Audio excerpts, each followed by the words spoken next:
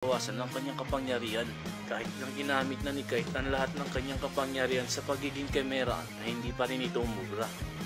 Kahit na si Gon ay ilang beses niya nang ginamit ang kanyang tunay na lakas, hindi pa rin ito sapat para talunin niya etong si Dawntrix.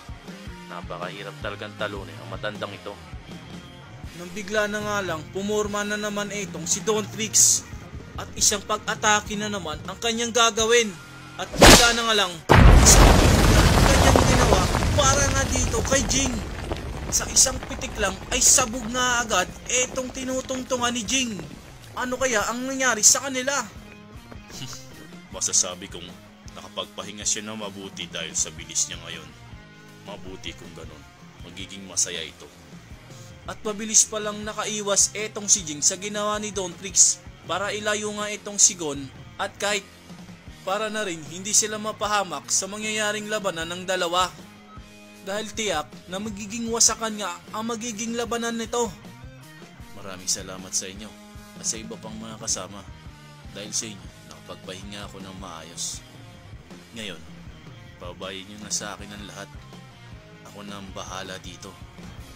Yan nga ang sabi ni Jing na handang-handa na talaga sa mangyayaring labanan nila ni Dawntrix.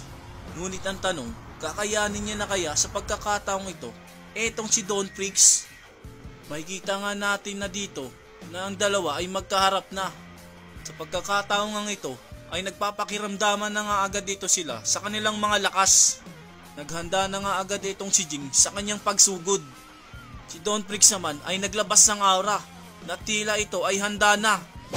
Eto na, sumugod na nga etong si Jing kay Dawntrix. Isang suntok nga na may inipong aura. Sinabayan naman agad ito ni Dawntrix. Nagulat nga si Jing sa nangyari dahil nga nasabayan nga agad ito ni Dawntrix ng ganun-ganun lang. Ganun lang kadali niya sabayan ang aking pag-atake. Sinasabi ko na sa inyo, ang mga ganitong atake ay hindi uubra sa akin. Kaya wala talaga kayong kapag-apag-asang manalo sa labanan. Kahit na ganun pa man ay napakatindi rin talaga nito ni Jing.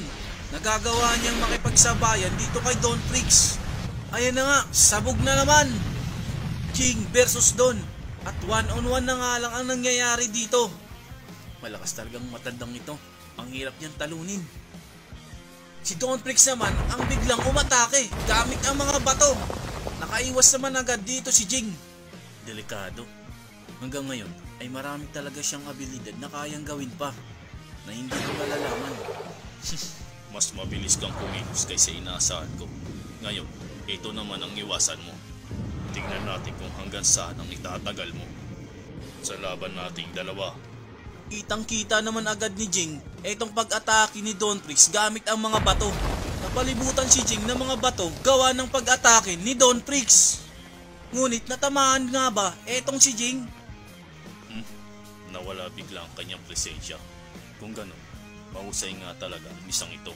Naiiba siya. Natitiyak ko na bigla na lang siyang aatake. Yan nga ang pagkabilib ni Dawntrix dito kay Jing. Ngunit ano ito? Kaya ba ni Jing gumamit ng katulad na abilidad ni Nob?